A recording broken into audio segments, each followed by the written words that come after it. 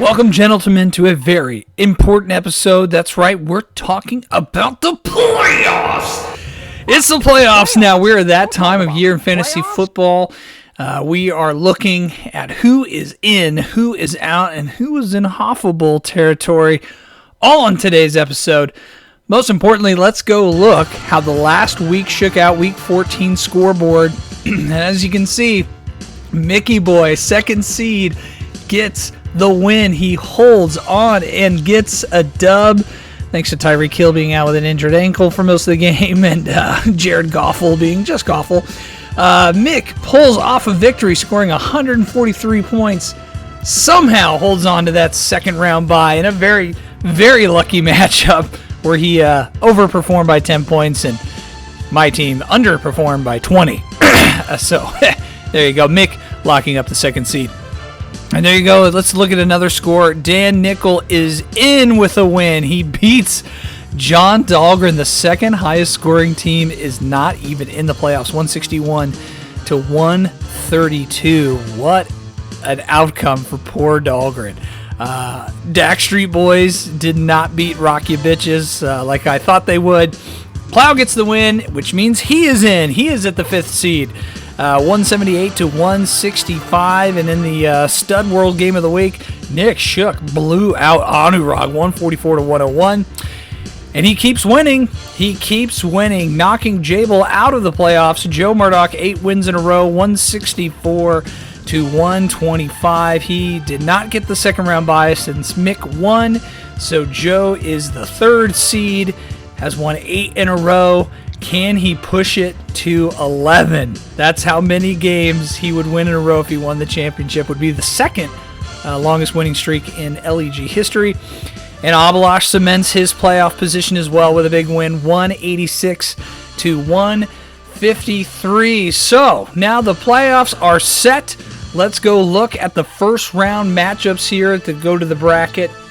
You see Joe in the third seed. He is taking on the sixth seed, which is Dan Nickel. Another matchup between these two. That should be good. We'll dive into these matchups later. And then Plow in the fifth seed and Abby in the fourth seed. That is going to be a monumental matchup with Mick and JD with the first round buys. Mick will play the highest seed that wins. I will play the lowest seed that wins. Now, I haven't forgot about you Hoffa Bowl contenders. Let's go over to that one as we can see. Oh, what a field we have this year. We have two new rookies. Well, Adam technically is not a rookie, but Barris and Anu are facing off against each other. The two newbies to this season are in the Hoffa Bowl contention, and here's what I am excited for. We have two former two-time Hoffa winners going up against each other. So good news, bad news. Good news is one of them will guarantee to not get a third, but the other is guaranteed to be in a position to win the third-time Hoffa Bowl championship. Only James Yarnell has one more Hoffa championships with 3 in a row, by the way. Unbelievable. All right, we've got a lot to get to. We're going to break down really two very important matches for the playoffs here, and we'll touch on the Hoffa Bowl for a little bit. But let's go to this week's quarterfinal matchups, and none is bigger than what I'm looking for. This is going to be the one to watch. The fifth seed versus the sixth seed. We got Dave Plow taking on Abalash Reddy in what should be a monumental playoff matchup. These are both dangerous teams that came on late in the season and kept winning. And the projection is the closest one. Plow is projected to win 155 to 147. But we really need to break down who has the true advantage here. Who's got the true shot? Yahoo thinks Plow's going to win. But if we break down the roster here and look who's got the match, I'm going to break down who's got the advantage at each position and the X factor for each one to win. So if we go down the roster, I'm going to have to give the advantage to Abby here with Dak Prescott, who is putting on an MVP-like season. So I give him the advantage there, even though Lamar Jackson has been a solid play. It was a solid play last week. The receivers, wow. This one was close, but again, Abalash gets the advantage here with CeeDee Lamb, DK Metcalf, and by the way, he's rocking Pittman in the flex, and I like that flex better. I think he has the advantage of the flex. But the running back situation, I mean, Mostert, who is third overall for running backs, and Bijan Robinson, who's a toss, versus Javon Williams and Alexander Madison for the Vikings, who might not even play. Again, I got to give the advantage to Abby. He's so far has checked every box except for tight end. I like Plow at the tight end. And even we can look down at the defense. Abby's got the linebackers, Okereke, Reddick, and Queen. But Plow does have Zaire Franklin and Chad. I'm going to give Plow the advantage at linebacker and defensive line. Looks like the defensive ends are a push. Those are kind of even. And that flex spot, I give it to Abby there. But clearly, Abalash, looking down the roster, all the advantages over Plow, yet Plow is expected to win, and there's a lot of favorable matchups. Let's look at the X factors for Plow. It's really only one. I am interested to see how Garrett Wilson will do in that flex spot. He's taking on the Miami Dolphins, who can be scored on, who lost to the Titans, of all people. Garrett Wilson is definitely going to need to put up a lot of points for him to win this week. Zach Wilson actually putting up decent games. 22 points last week versus the Houston Texans. They're taking on, again, Miami, who's like right in the middle of pass defenses. If Plow is going to win this game, he needs Garrett Wilson to step up into that role and get like a 20, 25-point game. I see very normal production from everywhere else, so that's my X factor for Plow. Let's go over to Avi. My X factor for Avi is got to be Bijan Robinson. Which one is going to show up? The Dak and Lamb stack is going to work. It has all season. That's why he's here all the way up to the 4th seed. But my X factor is Bijan Robinson out of Atlanta. Now, he's actually, in the last 3 games, has scored averaged a pretty good amount of points, 27, 10, and 20. Minus that game at the Jets. I mean, 27 against New Orleans, who has a kind of stingy defense, and 20 points against the Tampa Bay Bucks. He's got a cush schedule coming up against the Panthers, the Colts, and the Bears. Bijan Robinson is definitely the X factor. Again, he didn't pan out like everyone thought he was. He was drafted a little too high, and for good reason.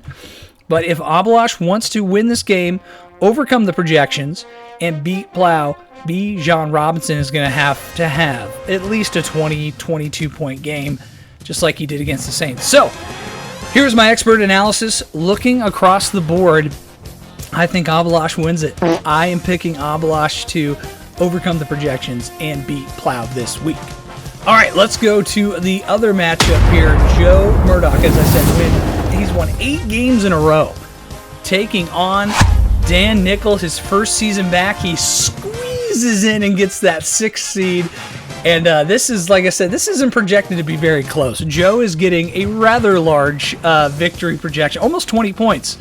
And let's look down the roster here. This is very interesting, too, as we look at the QBs. Who would have ever thought that Brock Purdy and Sam Howell would be some of the top fantasy QBs? And they absolutely are, especially Brock Purdy. Brock Purdy, I believe, 4th overall in QB points for fantasy football. I'm going to have to lean that direction. They're taking on the Arizona Cardinals. Now, here's the deal with Purdy and the Cardinals. They might jump out to a huge lead. He might throw 2 touchdowns early and just kind of pull off the gas and just let C-Mac run wild and do it that way. So that'll be interesting depending how the game script turns out for the 49ers. Looking at the wide receivers, looks like Cooper Kupp is healthy. I'm almost going to kind of even this out. Cooper Kupp looks healthy, and Odell Beckham is kind of a surprise there, having a late resurgence against Joe, who also has A.J. Brown. He's one of the top wide receivers in the NFL and in fantasy football. He's pairing him with Zay Flowers.